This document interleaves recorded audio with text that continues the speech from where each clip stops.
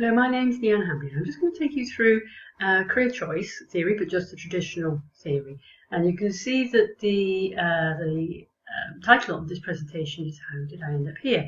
Because really that's all that career choice theory is about. It's research and theory about how we end up doing what we do. But before we go into the theory, I just want to say a little bit about the here bit. What do we mean by how do I end up here? And that means, in terms of what work am I doing? And we need to actually look at what we mean by work, because traditionally it was very much seen as paid work, a ladder, a job for life, something that you chose when you were early on. You set long-term goals and steps to get there. And actually, whilst that's true for some people, increasingly in the fourth industrial revolution and globalization and rapid changes in technology, that's not true for a lot of people. And as we have increased automation, we actually have a lot of jobs being taken over and a fear of what work will be left. Well, actually the reassuring news is that there is plenty of work to be done. There always will be plenty of work to be done. So work is anything that requires effort, mental, physical. So studying is work. It's about what you accomplish, it's what you create, what you produce, getting something done. And there is always caring work to be done, and we undervalue it, but it is there, and people often do it unpaid or in a voluntary capacity. There's environmental work to be done. You'll see in terms of the, if you look at the World Economic Forum jobs report, the future skills by 2020, creativity is actually high up there.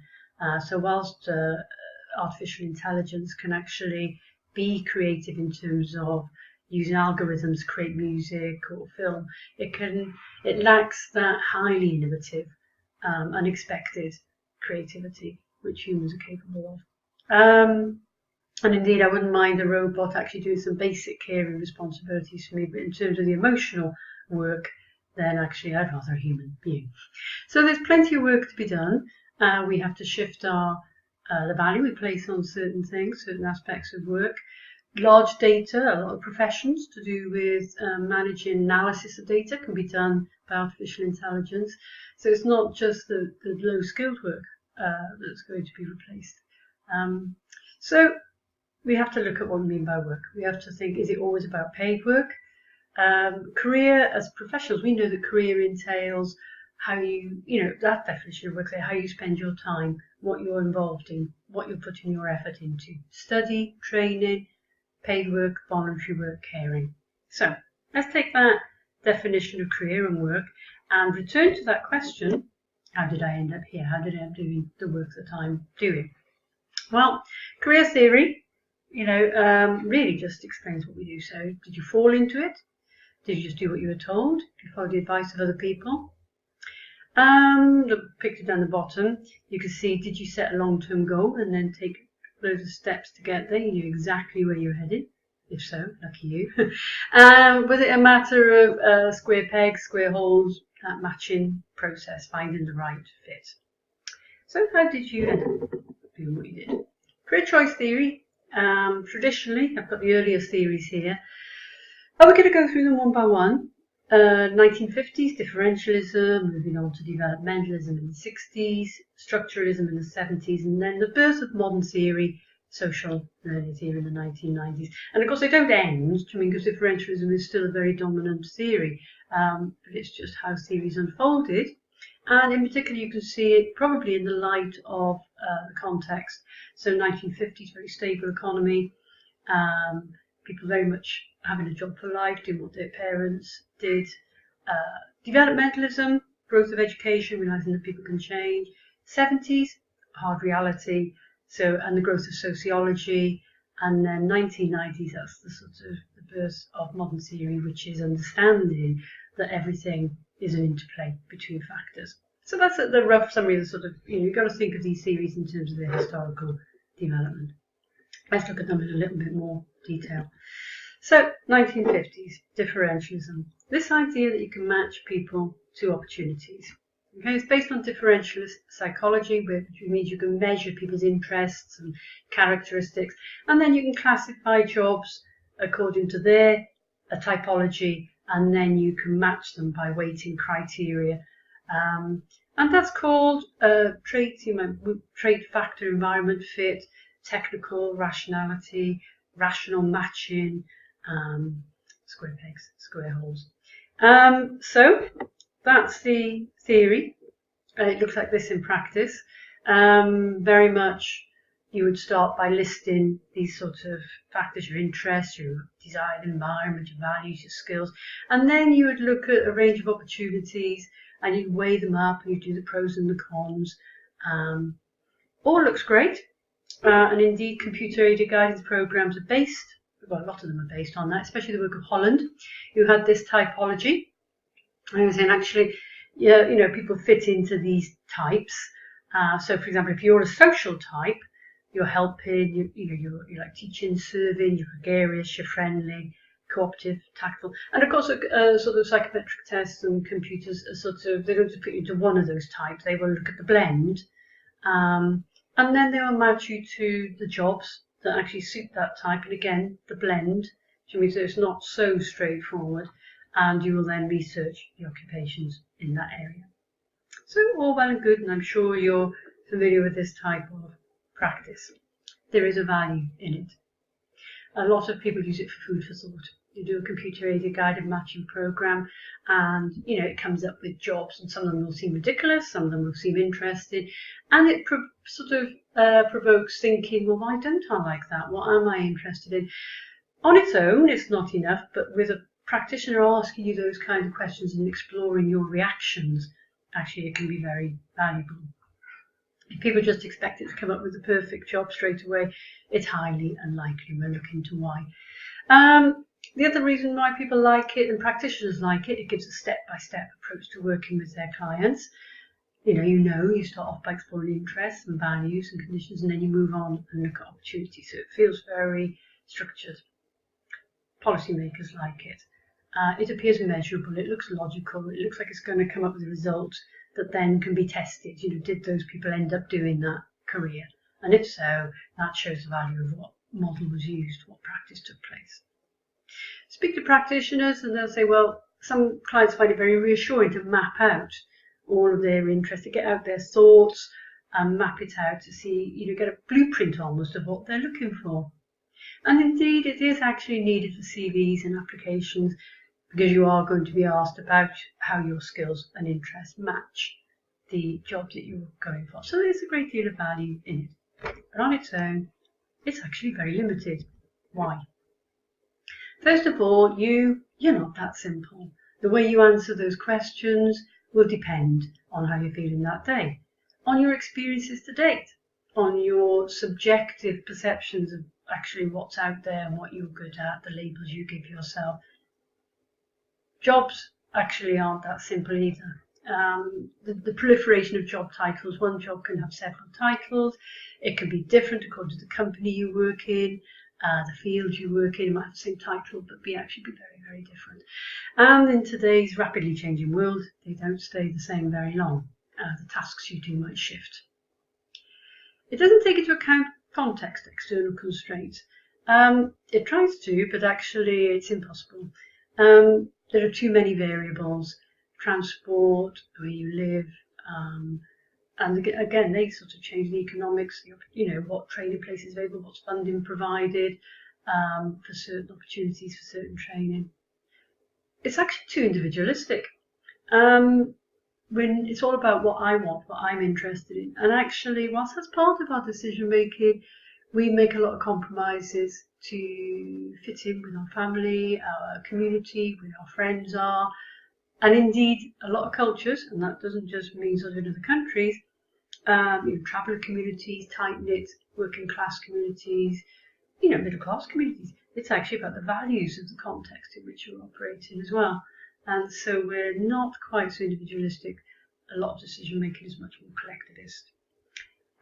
In particular, actually, if you look at working with SEND clients, it imposes a way of viewing the world. So once you have categories and lists and typologies, you're fitting people into those, and you'll be asking a lot of questions.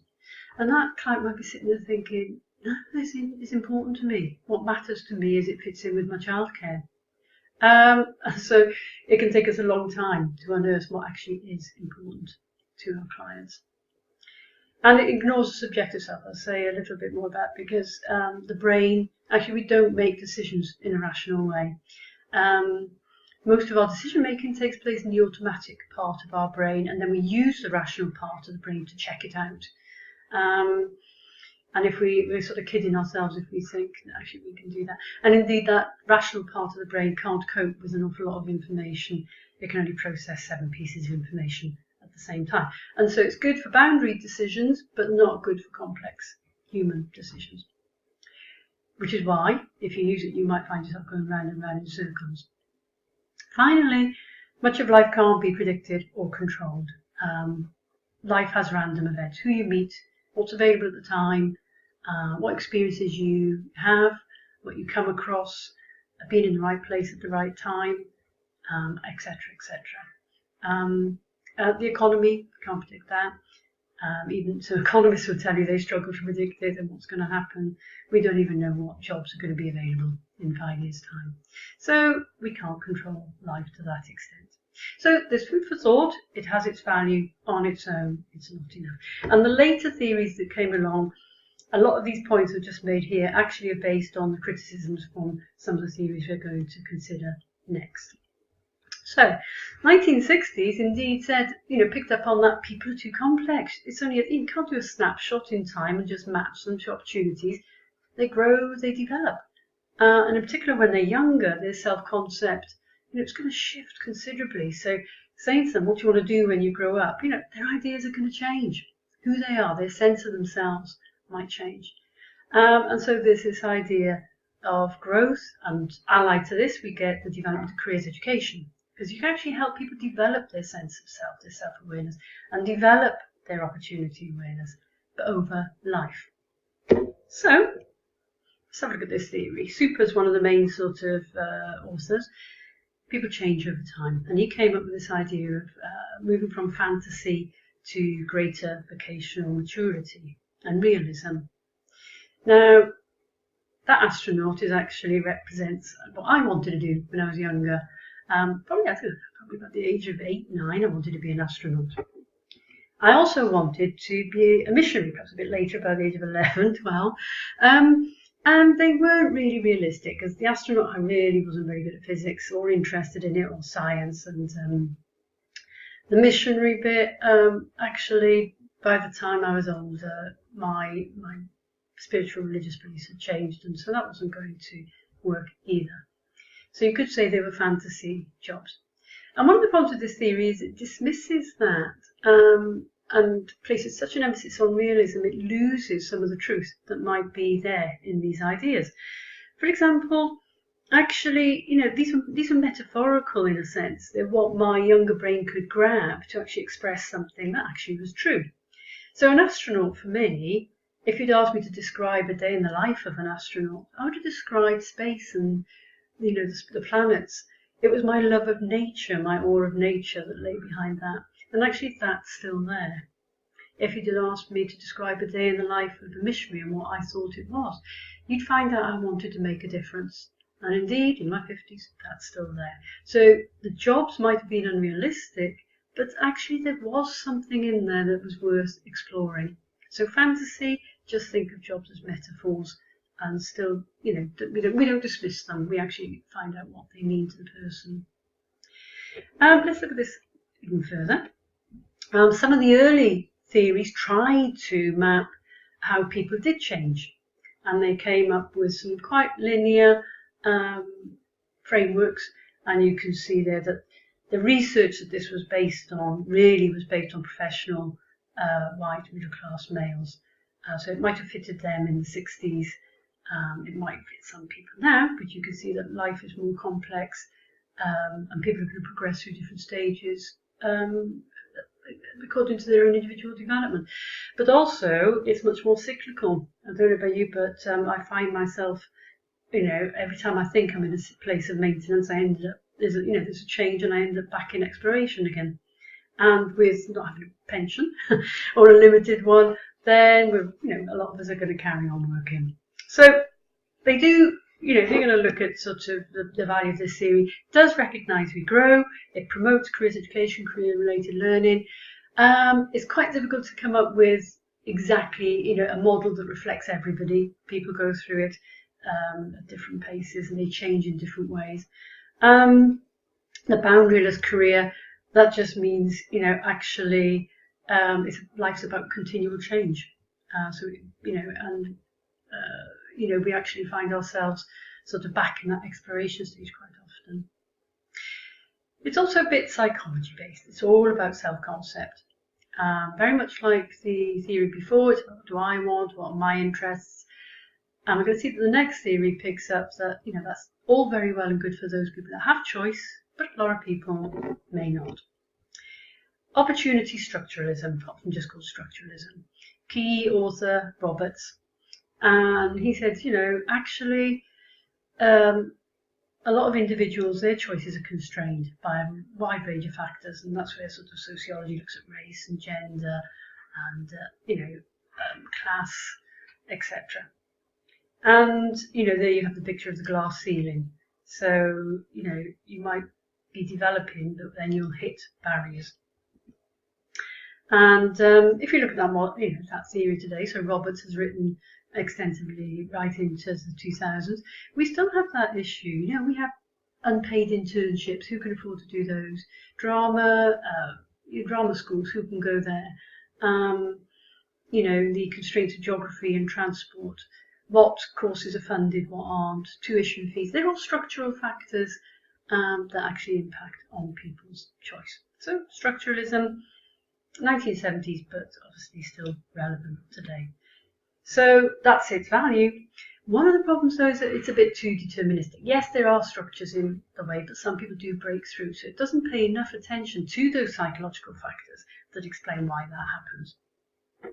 So let's sum up these three theories in terms of an interesting way of looking at it, which is the balance between structure and agency. The psychological theories, differentialism and developmentalism, tend to look at the individual process, the mental process, the emotional process, and people's choice, freedom, responsibility, and how they choose. Then on the other side, you have the sociological theories, and they pay more attention to the structure and the barriers and the context, and how that influences how we see ourselves and the choices that we make. You might find the work of Hodgkinson quite interesting here. He talks about the sort of fields that people stand in and the horizons that they can see, very much being influenced by actually where you're born and the culture and the society, and you will choose from within that field, within that horizon. So there's a balance between some choice, but sort of governed by external structures. And so then this really leads us into the start of modern theory, which says it's an interplay. None of those theories on their own are enough. It's a mixture of factors between, of me, who I am, my genetic predisposition. So, what I've inherited genetically, the life I've been born into, the structures around me, the family, the environment, and indeed then it goes into, this goes into modern theory about what you're rewarded for, what you're punished for, and how that starts to shift your choices, and the importance of community in there. So I'm not going to go into that in a lot of detail because that's taken us into modern theory, but you can see that actually modern theory is more about looking at the complexity and trying to look at the interplay of those factors. Okay, so interesting question is to ask yourself, how do those theories reflect your life? Because it's interesting that we tend to teach the rational approach or use the rational approach. It's still very dominant. And yet when you look back yourself, how much did you do that? How much did you sit down and make a list of your interests, your values, then weigh up all the opportunities? How have you grown and developed? How has your self-concept shifted since when you were younger? The constraints around you, the structures, how have they influenced your choices? And if you look at the practice in terms of, that's you as an individual. But if you're a career practitioner, you might then look at your work and think, well, okay, what aspects of my work reflect which theories. If you use computer matching programs, psychometric testing, that's reflecting differentialism. If you are engaged in developing career learning programs, developing self-awareness and opportunity awareness, and not just jumping on job ideas and trying to match them, but looking at that individual and challenging some of their self-concept, challenging the way they see themselves and opportunities, you're into developmentalism. Obviously I'm grossly simplifying all of these, but you're getting a flavour of them. And finally, structuralism, you're looking more at capacity building to overcome those barriers, to address those barriers. Networking, trying to expand your network beyond the one you've been given. Advocating, it's a social justice model, really. Okay, so we're not looking at modern theory here, but just to give you a flavour of the future of theory beyond the 1990s, starts to unpick the influence of community. We have the middle diagrams about chaos and happenstance, the role of the unpredictable, and how we help people prepare for that. You'll see the robot, the robot in the hand, looking at actually how we have to sort of prepare for change and unprecedented change, and indeed linked to the one about the brain below, how we actually have to employ the sort of technical side and creativity. We talk a lot about STEM, but actually STEM on its own, it has to be creative as well. We mustn't lose the humanities. We must, because a lot of the work is going to require a lot of emotional intelligence and creativity in the future. And, again, you can see there with the glass ceiling, we still have to look at challenging structures and the notion of fit, and not just expecting individuals to fit what's available, but actually widening participation. Okay, so thank you very much, and I hope you've enjoyed this section on traditional theory, and will enjoy looking more at the modern theory.